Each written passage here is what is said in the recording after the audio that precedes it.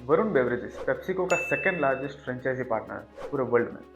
ये company PepsiCo के साथ पिछले 32 सालों से एसोसिएटेड है। ये बहुत बड़ी बात है क्योंकि पेप्सिको कोई छोटी मोटी कंपनी नहीं है, वर्ल्ड वर्ल्ड लेवल पर बहुत बड़ा प्रेजेंस है इनका।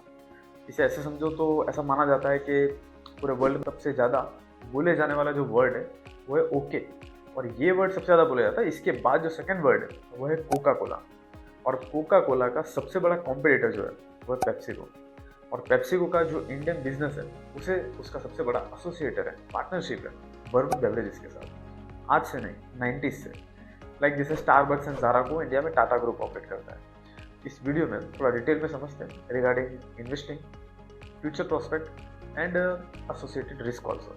जनरली लार्ज कैप कंपनीज कहो तो mostly Tata, Ambani, Mahindra, Adani, Bajaj and ITC, इन जैसी कंपनीज ही माइंड में ट्रिगर होती है। लेकिन वरुण बेवरेजेस भी लार्ज कैप कंपनी है जिसका market cap more than 2 lakh crore से ज़्यादा है, विप्रो की तरह। वरुण बेवरेजेस का बिजनेस मॉडल क्या है? तो with the partnership with PepsiCo, company varieties of drinks की मैन्युफैक्चरिंग, स्टोरिंग एंड डिस्ट्रीब्यूशन हर जगह डायरेक्टली इन्वॉल्व है। एंड पेप्सिको ने due to decades of relationship एक लेवल तक फ्रीडम दी हुई है वीबीएल को, वरुण बेवरेजेस को, जिस वजह से कंपनी अपने तरीके से स्ट्रेटेजिकल चेंजेस एंड इंप्रूवमेंट वगैरह कर सकती है। अब एनालिसिस की शुरुआत कंपनी के फ्यूचर पोटेंशियल ऑफ प्रॉफिटेबिलिटी से करते हैं। इसका जो मेन पार्ट है जो मुझे ऐसा लगता है एग्रेसिव एक्सपांशन। तो कैलेंडर ईयर 2022 के कंपैरिजन में वरुण बेवरेजेस ने कैलेंडर ईयर 2023 में 45% से प्रोडक्शन कैपेसिटी को बढ़ाया है, जिसमें कंपनी ने राजस्थान, मध्य प्रदेश, उत्तर प्रदेश, महाराष्ट्र एंड ओडिशा में मैन्युफैक्चरिंग कैपेसिटी को इंक्रीज किया है। तो ये सेंटर लाइन है, मतलब 45% से इन्होंने मैन्युफैक्चरिंग कैपेसिटी को बढ़ाया है। तो रेवेन्यू एंड प्रॉफिटेबिलिटी में इम्पैक्ट होगा इसका।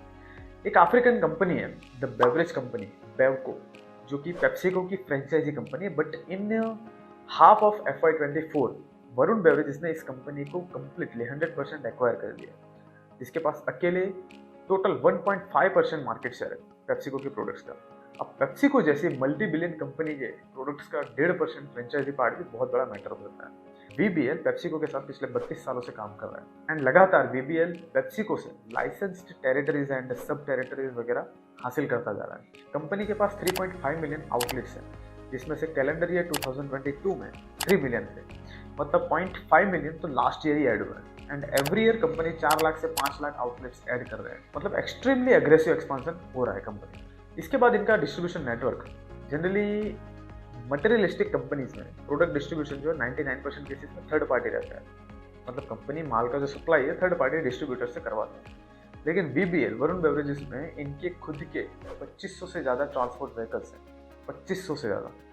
कंपनी की in house total 39 manufacturing capacity है, 2400 प्राइमरी डिस्ट्रीब्यूटर्स हैं एंड 10 लाख कूलिंग मशीन अलग अलग टेरिटरीज में अवेलेबल है।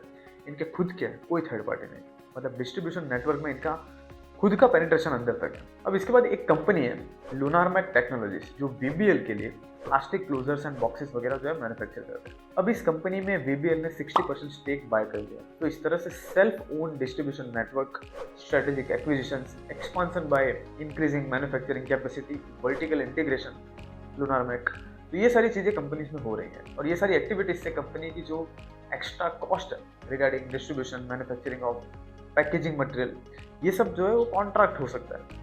एंड ये जो माइंडसेट है कि ज़्यादा से ज़्यादा चीज़ों को खुद ओन करना, ना कि रेंटेड रखना, ये कहीं ना कहीं डिमांड से थोड़ा मिलता जुलता भी है। इन द एक्सपांशन फ्रंट एक खास अपडेट ये भी है कि कंपनी QIP लाने वाली है, जिसके तहत कंपनी 7,500 करोड़ फंड इकट्ठा कर सकती है, और ये सारा पैसा भी कंपनी फर्दर एक्सपांशन में ही लगाने वाली है। आजकल मार्केट में एक बहुत ही फेमस एनर्जी ड्रिंक है स्टिंग, जिसे under the PepsiCo Varun Beverages manufacture करता है एंड सप्लाई करता है। इसके अलावा Pepsi, Mountain Dew, 7 Up, Mirinda, Slice, Tropicana, Nimbooz, Kurkure, ये सब under the PepsiCo Varun Beverages manage करता है। अब बाद में कंपनी के कुछ की finances as a execution front हो रही है, उसका इम्पैक्ट दिखना चाहिए। तो लास्ट 5 ईयर्स में कंपनी का जो रेवेन्यू है वो 26% से इंक्रीज हुआ है एंड प्रॉफिटेबिलिटी सेम पीरियड में 47% से इंक्रीज हुई है। On the basis of 3 year data इनके जो प्रॉफिट्स है 77% CAGR से इंक्रीज है। इस ग्रोथ का एक कारण ये हो सकता है कि जो हमने पहले देखा, जो वर्टिकल इंटीग्रेशन एंड स्ट्रेटेजिकल जो एक्विजिशन हो रहा है, जो एक्सपांशन हो रहा है, तो इनकी जो कॉस्ट है जो कट हो सकती है वो कट हो रही है। Strong product mix, specially sting, जो फिलहाल कंपनी को काफ़ी ज़्यादा ग्रोथ दे रहा है, इसका भी एक अहम रोल है। And due to aggressive expansion somehow company का जो डेट है थोड़ा इंक्रीज हुआ है, but comparative to size of the company debt अभी भी मिनिमम है और काफ़ी मिनिमम है। ये एक बहुत ही इंपॉर्टेंट चार्ट है जिसमें खास जानकारी लाइक कंपनी की जो नेट वर्थ, इसे आपको कंपनी की आज की कीमत पता चलती है। आज अगर कंपनी अपने सारे एसेट्स को अगर बेच देते हैं तो नेट कितना अमाउंट हाथ में आएगा, एक्चुअल अमाउंट नेट। और ये नेटवर्थ कंपनी के पिछले 5 सालों में 28.7% CAGR से ग्रो हो रही है। मैसिव है, मतलब कि कंपनी की जो एसेट्स है like properties, machineries, land, vehicles, ये सब हर साल ऑलमोस्ट 29% से बढ़ रहा है नेट, वो भी सारा जो डेट वगैरह है वो काट के।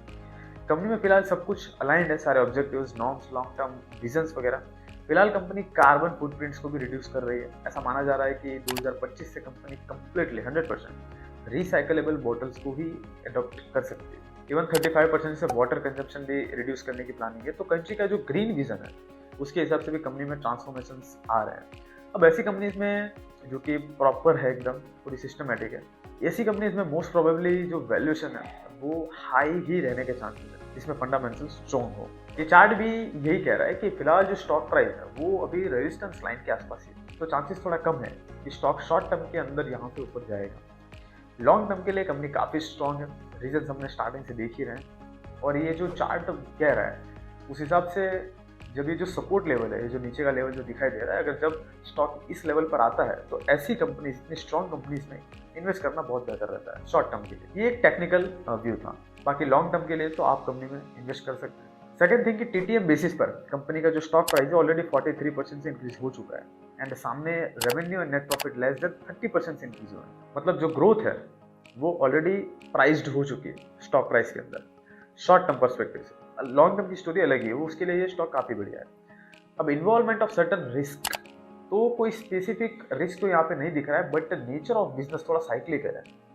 क्योंकि अभी राइट नाउ जो मौसम है, कोल्ड ड्रिंक पीने का कोई खास मन नहीं करता है, ठंडी का सीजन है, तो साइक्लिकल बिजनेस है। इसके अलावा जो कैटेगरी है इनका, बेवरेज कैटेगरी, इसमें गवर्नमेंट टैक्स कितना लगा दे, कब लगा दे, कुछ कह नहीं सकते, क्योंकि ये कोई नेसेसिटी, कोई इंपॉर्टेंट प्रोडक्ट नहीं है कि जिसके बिना लाइफ चल नहीं सकती।